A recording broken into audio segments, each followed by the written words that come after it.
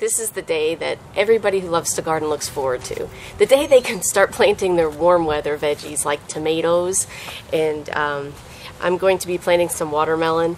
It's first day of spring. Really, in Texas and Dallas, we're not going to be getting any freeze or frost for the next 7 to 10 days, so I think we're okay. I'm going to take a chance. I don't have everything ready to be planted yet. When I started those sprouts, the seedlings, back in January, I used that Coir, C-O-I-R.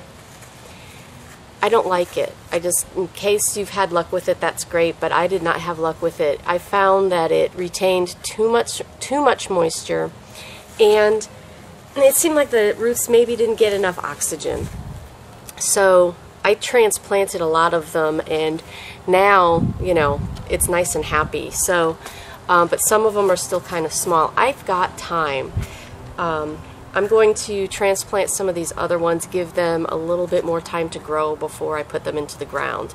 We're also going to be planting the alyssum and the additional flowers that I love to put in my raised beds. And I've got a lot of work to do. I have to run that irrigation all the way through. If I have time, I'll do that. And also, I've got the cabbage worms are chewing on my broccoli, so I've got to put a little bit of BT on those. So let's get started.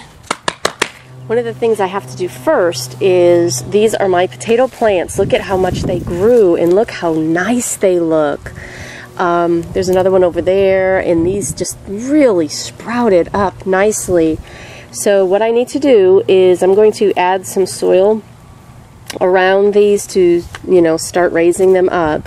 I need that pail too, so that's part of the other reason, because in order to transplant, I need to mix my concoction of worm castings and compost and whatnot, so I need that pail. Here's that concoction that I put together. It's got that seaweed that you saw me blend up, and worm castings, compost, and some organic fertilizer. I'm using Rocket Fuel 261. I also mixed in a little bit of other fertilizer in that as well. Again, organic. I think it was Garden Tone. I know that, again, I go by what Webb Cajun does because he has such success. I thought 261 might be kind of low, so that's why I added a little bit more of the other fertilizer in there. And for the potatoes, I'm just, you know, putting some additional around the potato, because when it grows out, hopefully that will help it.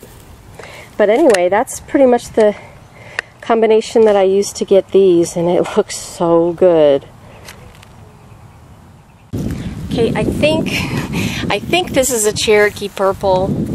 I say I think because I forgot to put the little stick in, and always put the little stick or label in your little pot, but I think it's a Cherokee Purple. So we're gonna plant this, and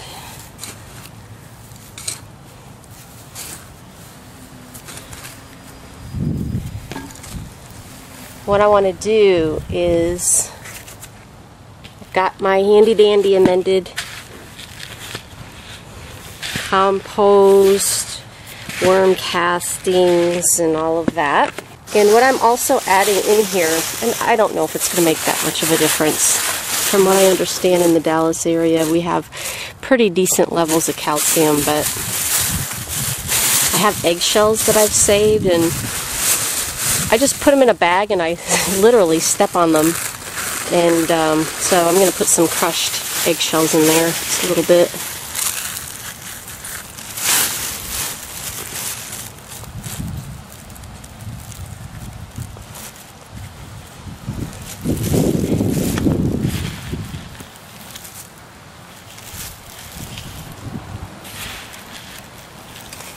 And this is all of my soil amendments. Really working it in there. Now our beautiful tomato plant. Whoa, that wasn't very good, was it? I want to plant it deep.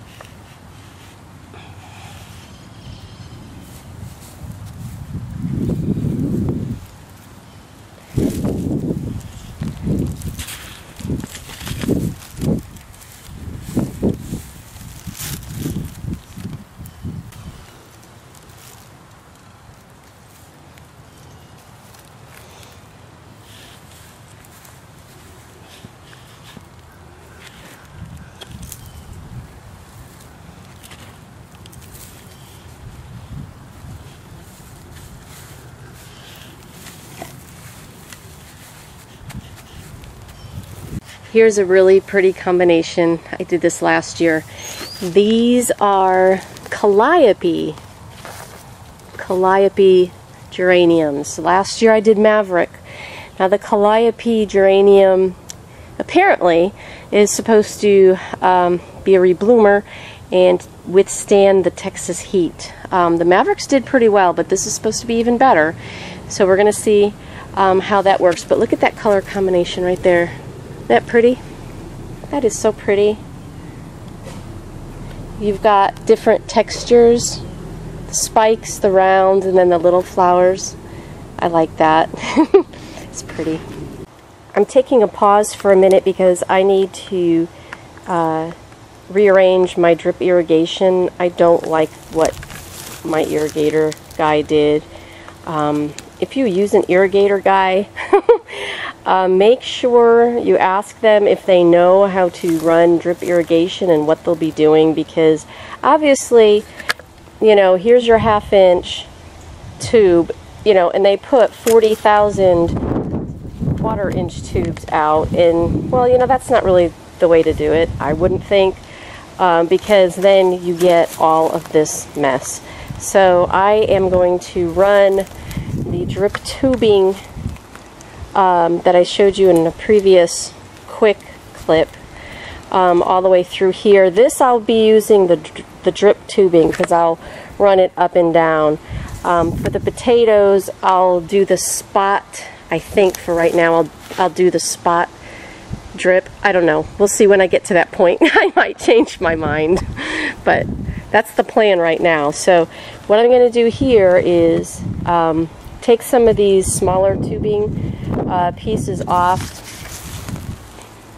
and I've got these goof plugs to plug the tubes where they put all of the 40,000 holes, and so it'll be nice and neat. I'll have one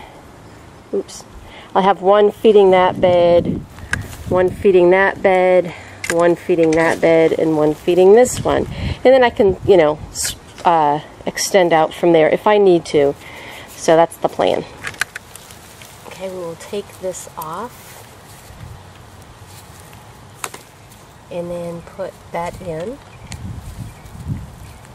Fussily. Oh, goof plug. See? Now I'll get this piece of spaghetti out of here. Okay, I'm going to take a goof plug and put it to the end of this irrigation tube.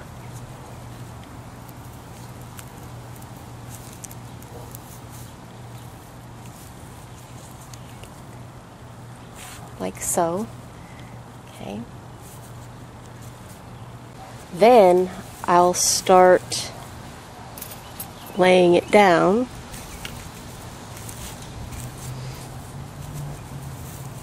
with the landscaping staples.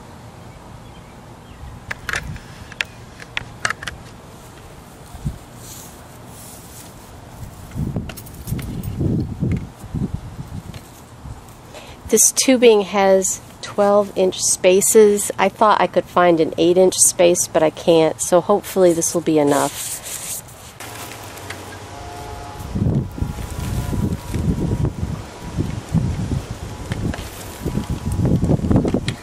If you see anything I'm doing wrong, let me know.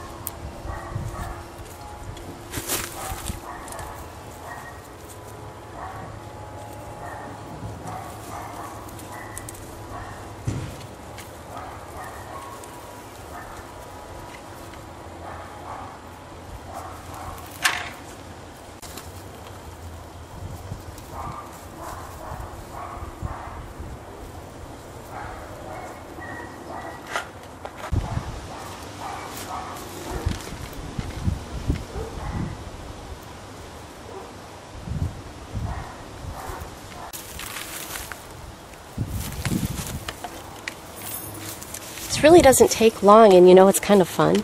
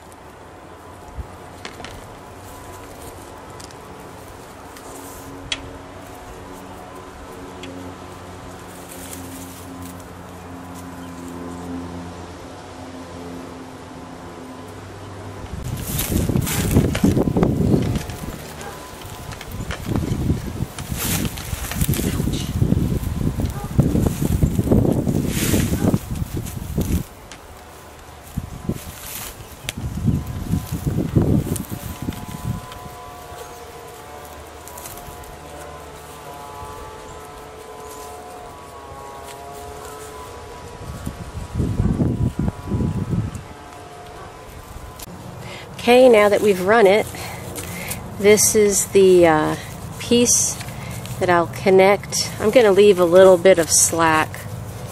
I'll cut it right between the two. Here's the two emitters. I'll cut it right between the two. I'm going to take off that other tubing.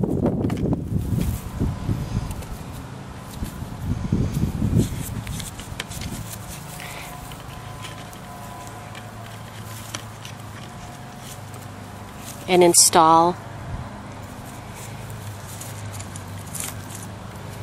the drip. Okay, yeah, here's what I decided to do. I did run the drip all along where the potatoes are, and it will also help catch irrigating the flowers. And I ran it all the way back. But I want to show you one thing real quick. I want to make sure that I don't overwater the potatoes. So what I'm doing is in front of the tubing, I'm putting a switch. So I'll put the tubing on here, and then I can always toggle it on and off. So if I think that the potatoes don't need to be watered, then I'll just turn it off, and the drip irrigation can continue for the rest of the raised bed. You know, and I could put this on, you know, my peas and everything too if I need to. And here's the drip irrigation.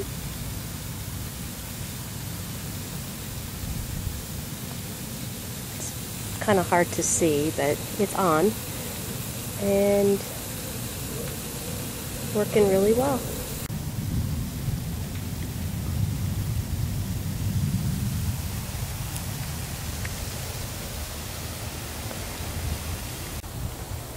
So here is where we're at. A lot of work done today. I'm tired. A lot of planting. Fixed all that irrigation stuff. I'm really happy about that. Planted a couple of watermelon back there. Cantaloupe over here. Hopefully they'll all grow. And there's my garlic with the petunia near it. Anyway, wish me luck. Hopefully we'll have a good season this year. I still have some more to plant. But you know what? I'm really tired, and I can do that next week. So that's where we're at. We will talk to you later. Thanks for watching. See you next time. Bye.